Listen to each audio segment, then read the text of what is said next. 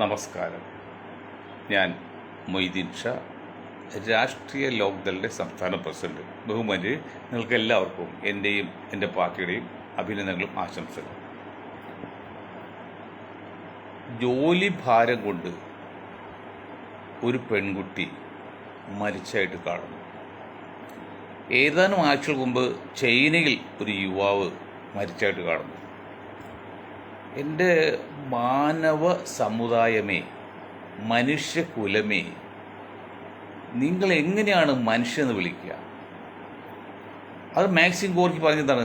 മനുഷ്യൻ മനോഹരൻ, എത്രയോ നല്ല പദം മനസ്സിൽ തട്ടിപ്പുണ്ട് പറഞ്ഞു മാക്സിം ഗോർക്കി. മനുഷ്യൻ്റെ പദം എത്ര നല്ല മനോഹരമാണ്, പക്ഷെ അവൻ്റെ മനസ്സിൽ തട്ടിപ്പല്ലേ? എങ്ങനെ ഒരു മനുഷ്യകുലത്തിൽ ജനിച്ച് വളർന്ന ഒരു വ്യക്തിക്ക് നാം ചെയ്യുകയാണെങ്കിൽ അത് തെറ്റായ കാര്യം അല്ലെങ്കിൽ പ്രയാസ കാര്യം മറ്റാൾ ചെയ്യാൻ പറയുന്നു. ചൈനയിൽ വലിയ പരിഷ്കൃത രാജ്യത്ത് ഇതുപോലെ 2-3 ആഴ്ച മുൻപ് ഒരു യുവാവ് വർക്കിലോട് കൂടിയിട്ട് ഭക്ഷണ വിശ്രമമില്ല, മരിച്ചു. കൽക്കട്ടയിൽ ആ യുവ ഡോക്ടറെ വർക്കിലോട് കൂട്ടിയാണ് അവരെ അപ്പോൾ ചെയ്യുന്ന ക്ഷീണിതയാവുമല്ലോ, അപ്പോൾ എളുപ്പമുണ്ട് കീഴ്പ്പെടുത്തിയത്. എന്നിട്ടും നമ്മുടെ രാജ്യം ഭരിക്കുന്ന ഭരണകൂടവും ലോകത്തെ നിയന്ത്രിക്കുന്ന ഭരണകൂടവും ഞങ്ങൾ അത്യുന്നതങ്ങളിൽ ജീവിക്കുന്ന ആൾക്കാരാണ് പറയുന്ന മഹാപോക്കിരികളെ വിഡ്ഢികളെ അങ്ങേറ്റം നമ്മളതിനെ എതിർക്കാണ്, പുച്ഛിച്ചറിലാണ്. അതുപോലെ ലോകത്ത് മനുഷ്യ സ്നേഹത്തിൻ്റെ പര്യായമായ കമ്മ്യൂണിസ്റ്റ് ആശയത്തിൽ വിശ്വസിക്കുന്ന നമ്മുടെ പി ജയരാജനെ പോലെയുള്ള സുന്ദരൻ, ഇപ്പോഴുള്ള ചില സുന്ദരൻ, ആരോഗ്യത്തിലെടുക്കാത്തൻ, സാമാന്യം സൗകര്യമുള്ള ആൾ, എൻ്റെ പൊന്ന് ജയരാജൻ പറയും, നിങ്ങൾ ആ 17 വയസ്സുള്ള അരിയിൽ ഷുക്കൂർ എന്ന കുഞ്ഞു മോനെ, ഇനി അവൻ എന്ത് തെറ്റും ചെയ്തിരിക്കട്ടെ, നിങ്ങളുടെ കാറിന് കല്ലെറിഞ്ഞിട്ടാണ് പരാതി എന്നാണ് ഞങ്ങൾ മനസ്സിലാക്കുന്നത്. അതിനേക്കാൾ വലുത് നിങ്ങളുടെ മോളെ അവൻ ബലാത്സംഗം ചെയ്തിരിക്കുക, എന്നാലും കെട്ടിയിട്ട് ആൾക്കൂട്ടത്തിന് മുമ്പിലിട്ട് തല്ലിക്കൊല്ലത് എന്ത് നീതിയാണ് സഖാവ്? നിങ്ങളേക്ക് എങ്ങനെ സഖാവ് എന്ന് വിളിക്കുന്നത്? ഇത് അന്ധമായ മാർക്സിസ്റ്റ് വിരോധം കൊണ്ടോ അല്ലെങ്കിൽ അന്ധമായ കോൺഗ്രസ് സ്നേഹം കൊണ്ടല്ല. ഞങ്ങളൊന്നും അന്ധമായ കോൺഗ്രസ് സ്നേഹികളൊന്നല്ല, അന്ധമായ മാർക്സിസ്റ്റുകാരുമില്ല. വിഷയങ്ങൾ പ്രശ്നാധിഷ്ഠിതമാണ്. അരിയിൽ ഷുക്കൂർ എന്ന് പറഞ്ഞ പയ്യന് 17 വയസ്സുള്ള പ്രായപൂർത്തിയാകാത്ത പയ്യനെ കെട്ടിയിട്ടിട്ട് നിങ്ങൾ കശ്മലന്മാർ തല്ലിക്കൊന്നില്ലേ? എന്ത് നീതിയാണ് സാർ അത്? അങ്ങക്ക് എങ്ങനെ ലോകം ഒരു ആശ്വാസം തരും, അല്ലെങ്കിൽ കോടതി എങ്ങനെ ആശ്വാസം തരും? ഒരു വെടിയുണ്ടായിട്ട് ഇരിക്കുന്നത് താങ്കളുടെ കയ്യിലാണെന്ന് എൻ്റെ ഓർമ്മ. ഇങ്ങനത്തെ അത് മറ്റേ ഇതുണ്ട്, എല്ലാം കള്ളന്മാരാണല്ലോ. എന്നാലും എന്ത് മനുഷ്യത്വമാണ് നിങ്ങൾക്ക്? നിങ്ങൾ എങ്ങനെ മനുഷ്യന്ന് വിളിക്കും? ഒരു കാട്ടുമൃഗമാണ് അല്ലെങ്കിൽ ഒരു മൃഗമാണ് എങ്കിൽ മനസ്സിലാക്കാം. നിങ്ങൾക്ക് മനുഷ്യകുലത്തിൽ 2 കണ്ണ് 2 കൈയുള്ള മനുഷ്യൻ പറയുന്ന കുലത്തിൽ ജനിച്ചാണല്ലോ. അത് ജനനി മാറില്ലല്ലോ. ഭയങ്കര ദുഃഖം ഉണ്ടാക്കാത്തിലൊക്കെ. ഏത് സഖാവ് ചെയ്താലും, ഏത് കോൺഗ്രസ്സുകാർ ചെയ്താലും, ഏത് BJPക്കാർ ചെയ്താലും, ഏത് ലീഗുകാർ ചെയ്താലും തെറ്റാണത്. അതൊന്നും അങ്ങനെയല്ല രാഷ്ട്രീയം വളർത്തേണ്ടത്. ആ സംഭവത്തിൽ അങ്ങേയറ്റം ഞങ്ങൾ ദുഃഖം രേഖപ്പെടുന്നത്. മറ്റൊന്ന്, ഇന്ത്യ ബഹുസ്വരതയുള്ള രാജ്യമാണ്.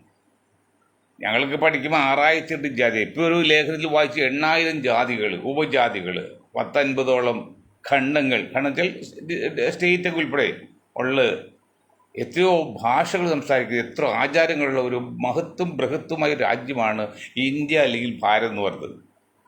അതിനെ ഒരേ ചൈൽഡ് കോർത്ത് ഇത്രയും കാലം സ്വാതന്ത്ര്യം കിട്ടിയ ശേഷം എടുത്തു കഴിഞ്ഞാൽ ഇത്രയും കാലം കൊണ്ടുവരണമെന്ന് പറഞ്ഞാൽ വലിയൊരു കാര്യം തന്നെയാണ്.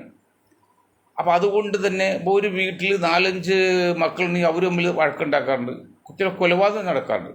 അങ്ങനെയുള്ള അസ്വാരസ്യങ്ങളും കുടുംബ പ്രശ്നങ്ങളും ഉള്ളതുപോലെ ഒരു രാജ്യമെന്ന നിലയിൽ ഇത്രയും മഹത്വമായ രാജ്യമെന്ന നിലയിലും ഇത്രയും വ്യത്യസ്തമായ അഭിരുചികളും ആശയങ്ങളും അഭിലാഷങ്ങളൊക്കെ ഉള്ള രാജ്യമെന്ന നിലയിൽ പ്രശ്നങ്ങൾ ഉണ്ടാകുകയും ചെയ്യും. അത് ഇനിയും ഉണ്ടാകും. പക്ഷേ അതിൻ്റെ പേരിൽ ആയത്തുള്ള ഖൊമേനി നബിദിനത്തോടനുബന്ധിച്ച് പറഞ്ഞ ആ പ്രസ്താവന ഞങ്ങളങ്ങേറ്റം എതിർക്കുകയാണ്. എന്താ അദ്ദേഹം പറഞ്ഞ് ശരിയാണെങ്കിൽ, ഞാൻ പ്രസ്താവന നേരിട്ട് കേട്ടില്ല, ഗാസയിലും ഇന്ത്യയിൽ നടക്കുന്ന മുസ്ലിം വിരോധത്തിനെതിരെ ഞങ്ങൾ പ്രതികരിച്ചില്ലെങ്കിൽ ദൈവവും കിട്ടും, അല്ലെങ്കിൽ പ്രതികരിക്കണം എന്ന് പറഞ്ഞുകൊണ്ടുള്ള പ്രസ്താവനയാണ് കേൾക്കുന്നത്. ഗാസയോട് ഇന്ത്യയെ ഓപിച്ചതിൽ ഒരിക്കലും നമുക്ക് നീതീകരണമല്ല യോജിക്കാനും പറ്റില്ല. ഇന്ത്യയിൽ പ്രശ്നങ്ങളുണ്ട്, പ്രത്യേക ന്യൂനപക്ഷങ്ങൾ, പിന്നോക്ക ദളിതർക്ക് പ്രശ്നങ്ങളുണ്ട്. അത് പണ്ടുണ്ട്, ഇപ്പോഴും ഉണ്ട്. ഇപ്പോൾ ഇനി അല്പം കൂടുതലെന്ന് വെച്ചോണെങ്കിൽ കടക്കുത്തിരിക്കും, അങ്ങനെയല്ല എങ്കിലും കൊണ്ട് വെച്ചോ. അതൊക്കെ ശരി തന്നെ, നമ്മൾ അംഗീകരിക്കാൻ ഉൾക്കൊള്ളാം. പക്ഷേ ഗാസയോട് ഓമിച്ചത് അതിൽ ഞങ്ങൾ ഒരു ഇന്ത്യക്കാരെന്ന നിലയിൽ, ഭാരതീയ നിലയിൽ അങ്ങേയറ്റം ഞങ്ങളും ഞങ്ങളുടെ പാർട്ടിയും എതിർക്കുകയാണ്. അത് ശരിയല്ല. അന്ധമായ വിശ്വാസമല്ല, അന്ധമായ തെറ്റിദ്ധാരണ അല്ലെങ്കിൽ അന്ധമായ വൈരാഗ്യം ഒന്നും ഒരു സ്ഥലത്തും എത്തിക്കില്ല. തെറ്റുകളുണ്ടെങ്കിൽ അത് തിരുത്തണം, അല്ലെങ്കിൽ യാതൊരു സംശയമില്ല. പ്രശ്നാധിഷ്ഠിതമായിരിക്കും നമ്മുടെ തീരുമാനങ്ങൾ, അല്ലാതെ അന്ധമായ ഒരു പ്രത്യേക വിഭാഗത്തെ അനുകൂലിക്കുക അല്ലെങ്കിൽ പ്രത്യേക വിഭാഗത്തെ എതിർക്കുക എന്നുള്ളത് അതൊന്നും ഒരു മാന്യമല്ല. അപ്പോൾ ഖൊമേനിയുടെ അക്കാര്യത്തിൽ ആ പ്രസ്താവന ഞങ്ങൾ അങ്ങേയറ്റം എതിർപ്പ് രേഖപ്പെടുത്തണം. എന്ന് വെച്ചാൽ അറബി രാജ്യങ്ങൾ ഒരു മനുഷ്യ സാമൂഹ്യ ജീവിയാണ്. അതുപോലെ ആ സമുദായങ്ങളുണ്ട്. സമുദായത്തിലുള്ള ഒരു സമുദായത്തിൽപ്പെട്ട ആൾക്കാർ മറ്റൊരു സമുദായത്തിൽപ്പെട്ട ആൾക്കാർ ലോകത്ത് എവിടെയാണെങ്കിലും ഒരു സ്നേഹമൊക്കെ ഉണ്ടാവും. ഒന്നും കുറ്റം പറയാൻ പറ്റില്ല. അത് കമ്മ്യൂണിസ്റ്റുകാർ വർഗ്ഗസ്നേഹം, തൊഴിലാളി വർഗ്ഗം എവിടെയായിരുന്നാലും കമ്മ്യൂണിസ്റ്റുകാരെ സംബന്ധിച്ച് വർഗ്ഗസ്നേഹം കാണിക്കും. ഇപ്പോൾ ഒന്നുമില്ല, വേറെ കാര്യം. അപ്പം അതൊക്കെ സമ്മതിക്കാം, നമ്മൾ ഉൾക്കൊള്ളാം. അങ്ങനെ എന്തെങ്കിലും മറ്റ് രാജ്യങ്ങളിൽ പ്രശ്നം ഉണ്ടായാൽ നമ്മൾ പ്രതികരിക്കുക, അതിൽ തെറ്റില്ല. പക്ഷെ ഇതിനോട് ഊമിച്ചൽ അങ്ങേറ്റം ദുഃഖമുണ്ട്, അങ്ങനെ അമർഷമുണ്ട്. അത് വേണ്ട. മോഡിജി ഭരിക്കുന്ന രാജ്യമായതുകൊണ്ട് എന്തും പറയാ എന്ന് പറയുന്നതിൽ ഒന്നും യോജിക്കാൻ പറ്റില്ല. മോഡിജിയാണ് ആടെയാണ്, തെറ്റാണ്, തിരുത്തണം, അതിൽ അത് സംശയമില്ല, പ്രതികരിക്കുകയും ചെയ്യാം. ഓക്കെ. പിന്നെ ഇപ്പോൾ ജനതാദൾ എസിൻ്റെ ഒരു മന്ത്രി രൂപം,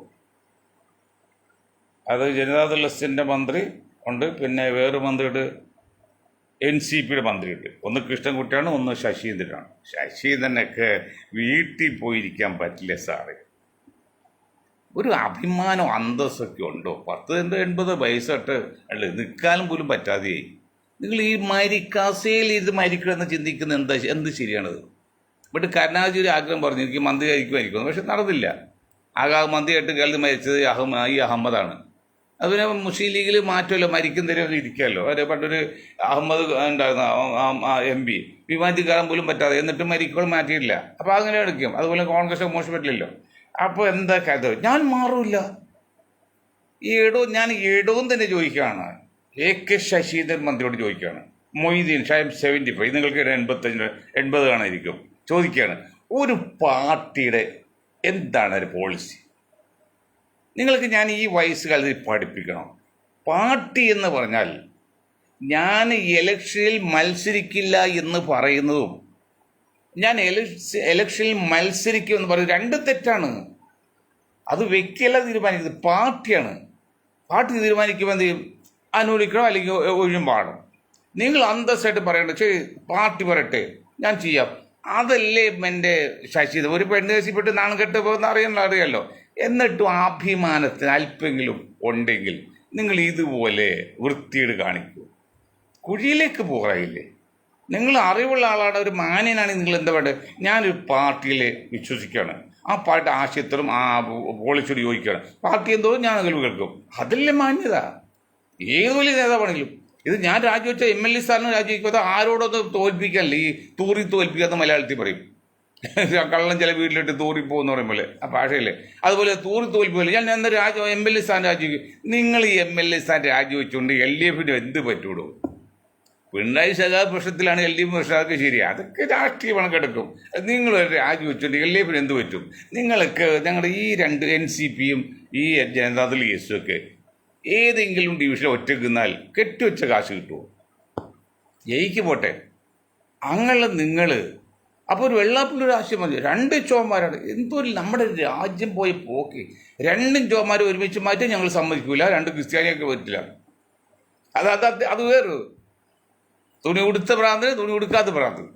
ഇവന്മാരൊക്കെയാണ് ഇന്ത്യയിലെ അല്ലെങ്കിൽ കേരളത്തിലെ സാമൂഹ്യ പരിഷ്കർത്താക്കൾ എന്ന് പറയുമ്പോൾ മനുഷ്യൻ ഈ ലോകത്ത് ജനിച്ചേ തെറ്റായിപ്പോയി തോന്നണം.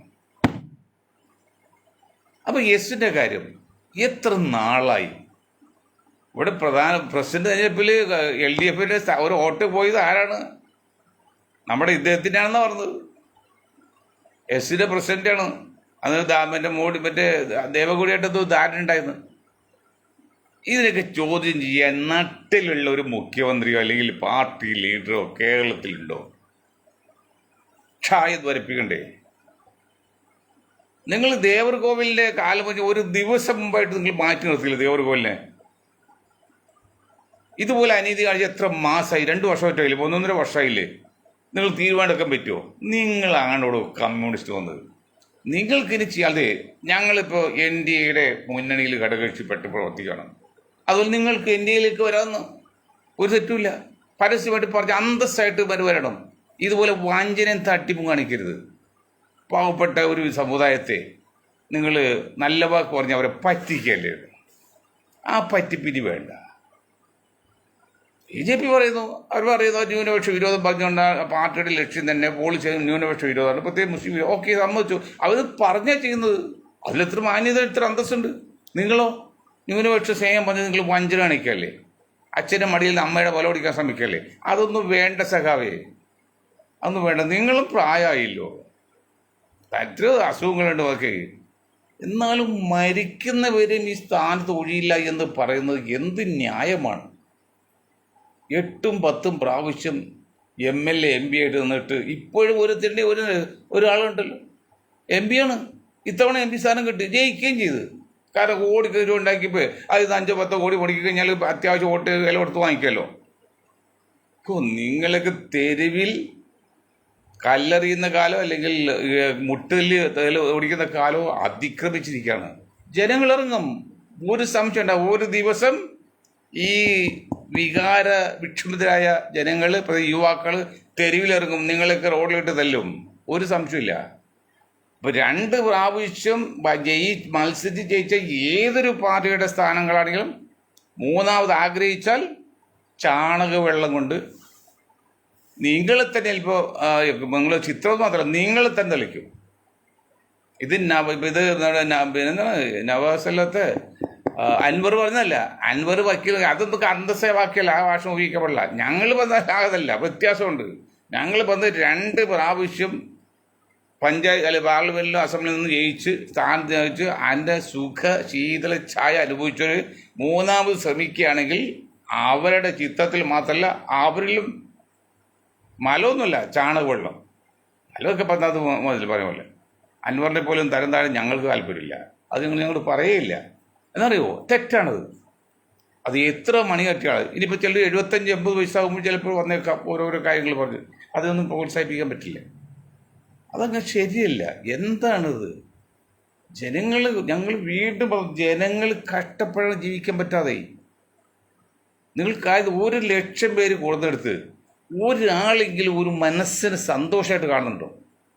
പണ്ട് സിനിമാ തിയേറ്ററിൽ വലിയ ക്യൂ ആണ്. ഇപ്പോൾ ഓൺലൈൻ ബുക്കിംഗ് അധികം ക്യൂ ഒന്നുമില്ല. എങ്കിൽ ക്യൂവിൽ ഒരു 10-500 ആൾ നിൽക്കുന്നതിൽ ഒരു 5-10 ആൾ ചിലപ്പോൾ നിരാശ കാണും, ബാക്കിയുള്ളതിലും പുഞ്ചിരിച്ച് കാണുന്നത്. ഇന്നിപ്പോൾ 500 പേര് ഇന്നില്ല, ഓൺലൈനിൽ ഇല്ലെങ്കിൽ നിന്നിൽ ഒരാളെങ്കിലും ഒരു പ്രസന്നവതനായിട്ട് നിങ്ങൾ കാണുന്നുണ്ടോ? ആണായാലും പെണ്ണായാലും. കാരണം അത്ര കണ്ട് ജീവിതം ബുദ്ധിമുട്ടായിക്കൊണ്ടിരിക്കുകയാണ്. സാധക വില വർധനവ്, കടകളുണ്ടാക്കുന്ന ഉണ്ടംപൊരിയൊക്കെ കയ്യോട് എടുക്കാൻ പറ്റാത്തതുകൊണ്ടാണ്, ചെറുതായതുകൊണ്ടാണ് ഇപ്പോൾ ഈ ക്ലിപ്പിട്ട് എടുക്കുന്നത്. അത് ചില പറയാം ഇത് അടുക്കളാകാതിരിക്കാൻ വേണ്ടി, രോഗമാണ് വരാതിരിക്കാൻ വേണ്ടി. അതൊന്നുമില്ല, അവന് കയ്യോട് എടുക്കാൻ പറ്റാത്ത ചെറുതായി. ഇനി അത് ചെറുതാക്കാൻ പറ്റില്ല. പണ്ട് ഞാൻ ഒരു മലയാളത്തിൽ പറയാം, ഒരു ഉണ്ടംപൊരി വാങ്ങിച്ചാൽ, ഞാനൊക്കെ ഉണ്ടംപൊരി വാങ്ങിച്ച് ഒരു ചായ കുടിച്ച് ജീവിച്ച് ഒരുപടിയുണ്ട്. ഉണ്ടംപൊരി വാങ്ങിച്ച് 4-5 കടി കടിക്കാം. ഇന്ന് 2 കടി കഴിഞ്ഞാൽ 3ാമത്തെ കടി നമുക്ക് വിലയിൽ കിട്ടും. കാരണം അത്ര ക്വാണ്ടിറ്റി കൊടുത്ത് അവരെ മറ്റു കാര്യമില്ല, സാധനം വില കൂടുതലാണ്. ഒരു വശത്തുകൂടി വില വർദ്ധത്, ഒരു വശത്തുകൂടി ക്വാണ്ടിറ്റി കുറച്ച്. ഒരേ സമയത്ത് വില വർദ്ധന മാത്രമല്ല, അതിൻ്റെ ക്വാണ്ടിറ്റിയും കുറയാണ്. പണ്ട് പ്യാരി മിഠായി 25 പൈസയൊക്കെ വേണ്ടി അത് ഒരു 50 പൈസയ്ക്ക്, പിന്നെ വണ്ണവും കുറച്ച്. അപ്പം മൊത്തത്തിൽ 1 രൂപയുടെ വ്യത്യാസം വന്നില്ലേ, 2 ഇരട്ടി വ്യത്യാസം വന്നില്ലേ? അതുപോലെ കടകളിൽ ഭക്ഷ്യസാധനങ്ങൾ, അതും കുറ്റം പറയാൻ പറ്റില്ല. കാരണം ഒരു ഹോട്ടലിൽ ടേബിൾ ക്ലീനർ ക്ലോസ് ഉണ്ട്. ഞങ്ങളുടെ നാട്ടിൽ നിന്ന് ഒരാൾ എറണാകുളം ടൗണിൽ ഇതുപോലെ ജോലി അന്വേഷിച്ച് വന്നിട്ട് ഹോട്ടലിൽ ജോലി കിട്ടിയപ്പോൾ കുറച്ച് കളഞ്ഞ് വീട്ടിലൊന്ന് പറഞ്ഞു, എന്താ ജോലി പോന്നെ നിനക്ക്? എനിക്ക് ടേബിൾ ക്ലീനാണ്. അതെന്തോ വലിയ കളക്ഷൻ ഹൈ ജോലിയാന്ന് ഇവിടെ, ടേബിൾ ക്ലീൻ മേശ തുടക്കുന്നത്. അങ്ങ് തുടക്കുന്ന ഒരു പയ്യന് അല്ലെങ്കിൽ ഒരാൾക്ക് 5 രൂപ കൊടുക്കുക, കഴിക്കുന്ന ഭക്ഷണം കൊടുക്കുക, തീർന്ന്. ഇന്ന് അവന് മിനിമം 500 കൊടുക്കണം. 2 ടേബിൾ ക്ലീനുള്ള കുട്ടികളുണ്ടെങ്കിൽ 1000 രൂപയല്ലേ? ഇതൊക്കെ ഈ ഉൽപ്പന്നത്തിൽ ചേർക്കണ്ടേ? അപ്പോൾ അവരെ പറഞ്ഞിട്ട് കാര്യമില്ല. അതാണ് സമരം ചെയ്യാത്തത്. പലരും പറയുന്നുണ്ട് ഹോട്ടലിൽ വിലവർദ്ധനക്കെതിരെ സമരം ചെയ്യാൻ പറയുന്നുണ്ട്. ഞങ്ങൾ ചെയ്യാത്ത എന്താണ്? ഇതൊക്കെയാണ് അവസ്ഥ. അപ്പോൾ അത് അങ്ങനെ എന്താണ്, എന്തു ചെയ്തും ജീവിതം ആസ്വദിക്കണം, സമ്പാദിക്കുമെന്നല്ലാതെ ജനനന്മയ്ക്ക് വേണ്ടി എന്തെങ്കിലും ചെയ്യുന്നുണ്ടോ? നമ്മൾ ഒരു കാര്യം, ഹൈക്കോടതി നിങ്ങൾ ബുദ്ധി ഉണ്ടെങ്കിൽ ചിന്തിക്കുക. ഞാൻ പറഞ്ഞല്ലോ, ഹൈക്കോടതി എത്ര കോടി മുടക്കി? 8 ഏക്കർ സ്ഥലത്ത് 8 നിലയിൽ 800 കോടി പറ്റാണ് മുടിക്കുന്നതിൻ്റെ അറിവ്. മുടക്കിയിട്ട് ഇപ്പോൾ ജഡ്ജിമാർ പേടിച്ചിരിക്കണം. കാരണം എപ്പോഴും പൊളിഞ്ഞാന്നറിയില്ല. അതിനൊക്കെ നേതൃത്വം കൊടുത്ത് കോൺട്രാക്ടർ കയ്യിൽ നിന്നും എഞ്ചിനീയേഴ്സ് കയ്യിൽ നിന്നും നഷ്ടപരിഹാരം വായിക്കുക തൻ്റെ ഉണ്ട് നമ്മുടെ ഹൈക്കോടതിക്ക്, ജഡ്ജിമാർക്ക്. വെല്ലുവിളി ഒന്നുമല്ല, ജഡ്ജിമാർ വെല്ലുവിളിക്കാൻ പാടില്ല. നമ്മളെപ്പോൾ ബഹുമാനിക്കുക, ആദരിക്കുകയും ചെയ്യുന്നതാണ്, ആരാധന ആദരിക്കുകയും ചെയ്യുന്നതാണ്. ആ ജഡ്ജിമാരോട് ഞങ്ങളൊരു ചോദ്യം ചോദിക്കുകയാണ്. ആ ഹൈക്കോടതി അതുപോലെ പൊളിഞ്ഞാടാതിൽ പണിത ആ കരാറുകാരനും അത് നേതൃത്വം എഞ്ചിനീയർമാർക്കും ഒന്ന് വിളിച്ചു വരുത്തിയിട്ട് ഇത് പരിഹാരം കാണണം എന്ന് പറയാനുള്ള ഒരു സന്മനസ് ബഹുമാനപ്പെട്ട ഹൈക്കോടതി ജഡ്ജിമാർ കാണിക്കുന്നത് വിനീതമായ അഭ്യർത്ഥനയാണ്, റിക്വസ്റ്റാണ്. ആജ്ഞയൊന്നുമല്ല, റിക്വസ്റ്റാണ്. ഒരുത്തനെ പിടിച്ചങ്ങനെ ചെയ്താൽ പിന്നെ മേലെ ചെയ്യോ? ഇപ്പോൾ കൊലക്കൂല സൗദി അറേബ്യയിൽ എന്താ രാജ്യം, പൂർത്തിപ്പെട്ട കാര്യം രാജ്യ രാജ്യമാണ്. അവിടെ കൊലയുണ്ട്. പക്ഷേ വെട്ടിക്കൊല്ലത് പരസ്യമായിട്ടാണ്. വെള്ളിയാഴ്ച ദിവസം, അവിടെ സൺഡേ പോലെ അവിടെ വെള്ളിയാഴ്ചയാണ്. വെള്ളിയാഴ്ച ദിവസം പരസ്യമായിട്ട് മുസ്ലിം രാജ്യമായിട്ട് വെള്ളിയാഴ്ച പ്രാർത്ഥനയ്ക്ക് ശേഷം പരമാവധി ആൾ കൂടുന്നിടത്താണ് പരസ്യമായിട്ട് വെട്ടിക്കൊല്ലാണ്. അത് കണ്ടപ്പോൾ ഒരു അമേരിക്കൻ പത്താധിപർ ചോദിച്ചു, അന്നത്തെ ഫൈസൽ രാജാവുണ്ട്. ഫൈസൽ രാജാവ് പറ്റുമല്ലോ, ചോദിച്ചു, രാജാവ് നിങ്ങളുടെ നാട്ടിൽ കൊലയാണല്ലോ, അതെന്തൊരു അനീതിയാണെന്ന് പറഞ്ഞു. അപ്പോൾ ഫൈസൽ രാജാവ് പറഞ്ഞു, ശരിയാണ്, പക്ഷെ ഞങ്ങളുടെ നാട്ടിൽ 4 കൊല്ലത്തെ ഒരിക്കലൊക്കെ ഒരു കൊല നടക്കണത്. നിങ്ങളുടെ രാജ്യത്ത് നെറ്റിൽ വെച്ചോടെ നടക്കുന്നുണ്ട്, തോക്ക് ലൈസൻസ് കൊള്ളല്ലേ. അതുപോലെ നിയമം കർശനമാക്കണം, ശിക്ഷ കർശനമാക്കണം. ഒരുത്തനെ പിടിച്ച് ഹൈക്കോടതി ഒന്ന് വാൺ ചെയ്താൽ മേലാൽ ആ എഞ്ചിനീയറും അതിന് തോൽപ്പ് കോൺട്രാക്ട് നിൽക്കുമോ? എന്താ ഇപ്പം ഹൈക്കോടതി എന്നും പണിയുന്ന സാധനമാണോ? അവന് കളമശ്ശേരിക്ക് മാറുമോ? ഇവിടെ 8 ഏക്കർ 8 നിലയിൽ 8 ഏക്കർ ഉണ്ടായിട്ട് 8 ഏക്കർ 8 നില എന്നിട്ട് 64 ഇരട്ടിയായില്ലേ? അത് ഇപ്പോൾ മറ്റേ 30 ഏക്കർ 25 ഏക്കർ എടുത്തിട്ട് അവിടെ എന്താണ് സ്വിമ്മിംഗ് പൂള്, മറ്റേ ജഡ്ജി ക്വാർട്ടേഴ്സ്, വക്കീൽ ഓഫീസ് എല്ലാം വേണം. അത് സുപ്രീം കോടതി പോലെ 2 നിലയെ പാടുള്ളൂ, ബംഗ്ലാവ് പോലെ ആയിരിക്കുന്നു. എൻ്റെ രാജീവ്ജിയൊക്കെ ഈ നൂറ്റാണല്ലോ ജീവിക്കുന്നത്.